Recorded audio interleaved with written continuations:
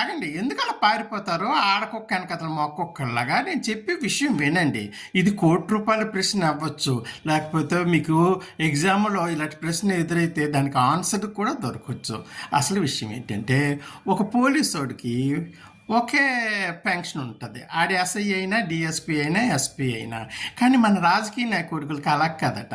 MLA అయితే అదొక pension ఇస్తారట, ఎంపీ అయితే దానికో పెన్షన్ ఇస్తారట, ఆడే ప్రధానమంత్రి అయితే ఒక పెన్షన్ ఇస్తారట, ఆడు ఏమో రాష్ట్రపతి అయితే మరొక పెన్షన్ ఇస్తారట.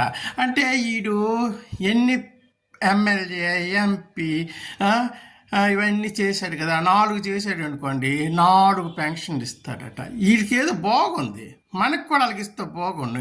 ఎస్ఐకి ఒక పెన్షన్, పోలీస్ కానిస్టేబుల్కి, డిఎస్పీకి ఒకటి, ఎస్పీకి ఒకటి వాళ్ళకి ఇస్తే బాగుండు.